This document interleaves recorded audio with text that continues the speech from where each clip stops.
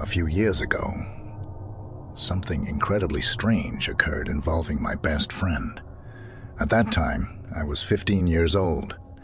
It all happened during a night I decided to have a sleepover at my friend's house. After watching a series of scary movies, we were both in the mood for an adventure. Not far from my friend's place stood a group of houses in a state of severe disrepair.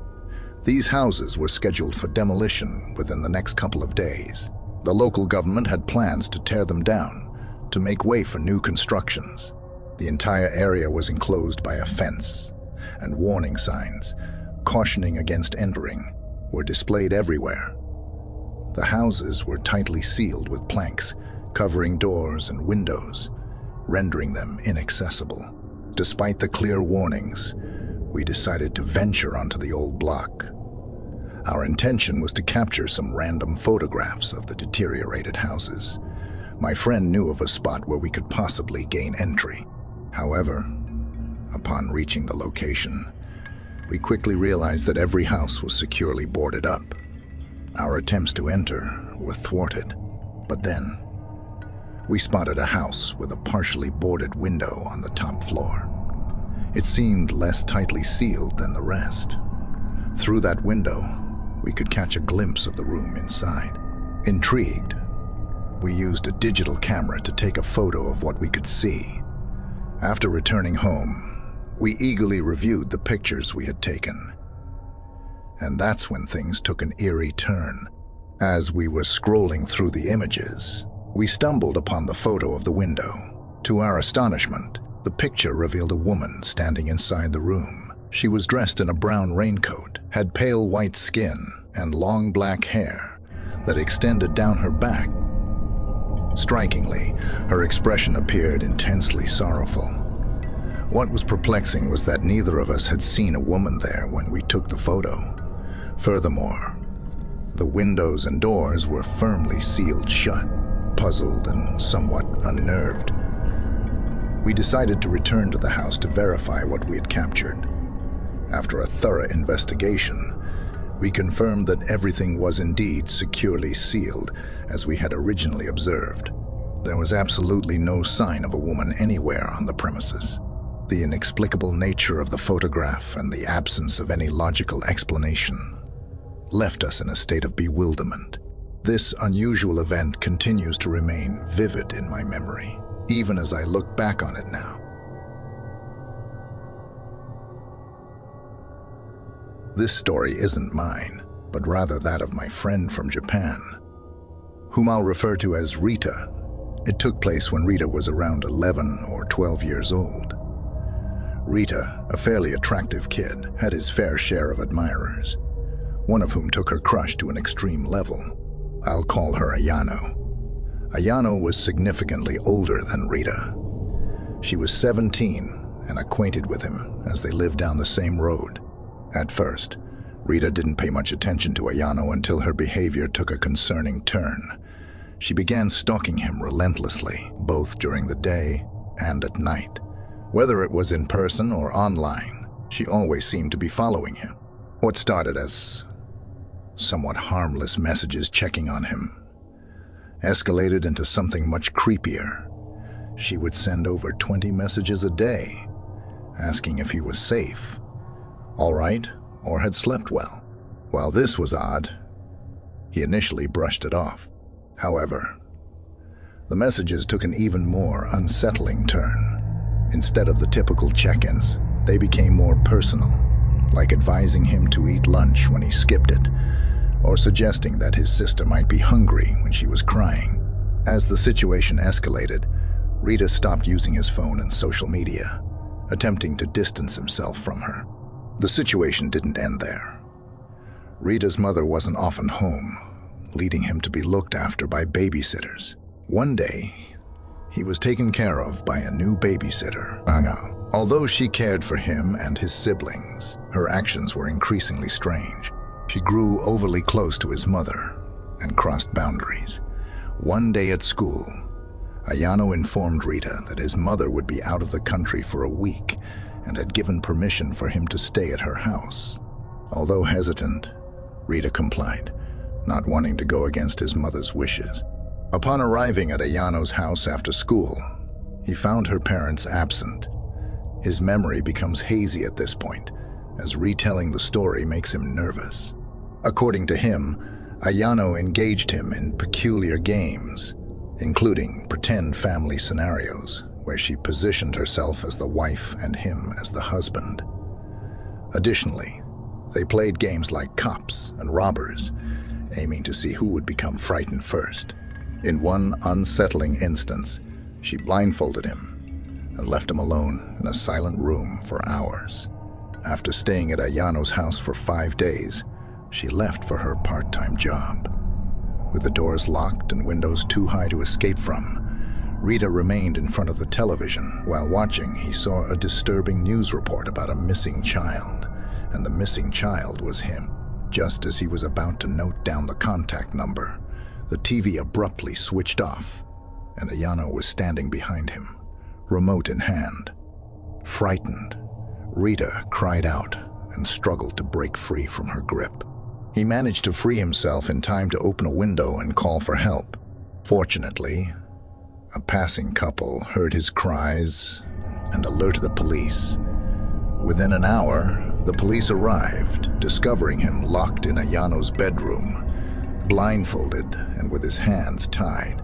Because he was a minor, his hands were bound to protect him.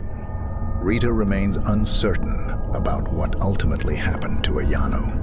He remembers the police taking her away and his mother embracing him in relief.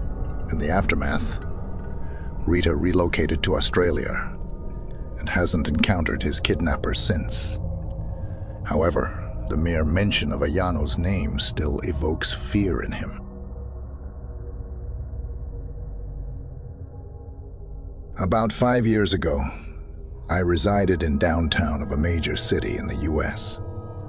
Being a night owl, I often found myself restless after my roommate, who was decidedly not a night person, went to sleep. To occupy my time, I'd embark on long walks, lost in thought. This routine carried on for 4 years, wandering alone at night, and I never encountered anything to provoke fear. I joke with my roommates that even the city's drug dealers were polite, but everything changed in a matter of minutes one evening. It was a Wednesday, between 1:0 and 2:0 in the morning, as I strolled near police, patrolled parked quite a distance from my apartment. The night was unusually quiet, even for a weeknight, with sparse traffic and minimal pedestrians. The park, like most nights, lay deserted. While on a short side street to loop back to my apartment, something peculiar caught my eye. At the far end of the street, on my side, stood the silhouette of a man engaged in an odd dance. This dance was unlike any I'd seen before. A cross between a waltz and a peculiar step pattern, concluding each sequence with a nod and a forward stride. As I observed, I deduced he was heading my way. Assuming he might be intoxicated, I moved closer to the road's edge, granting him the majority of the sidewalk for passage. However, as he approached, I realized how strangely graceful his movements were. He was tall and lean, adorned in an old suit. He continued dancing toward me. With each step, I became more aware of the eerie grace of his motion. He grew closer, allowing me to distinguish his features. His eyes were wide and wild, his head slightly tilted back, gazing skyward. A grin, unnaturally wide, contorted his lips, wedged between his unsettling gaze and that unsettling smile. I decided to cross the street, hoping to create distance. Crossing the empty street, I stole a glance back and came to an abrupt halt. He had ceased dancing, standing with one foot on the street, aligned perfectly with me. Although he faced me, his gaze remained affixed skyward.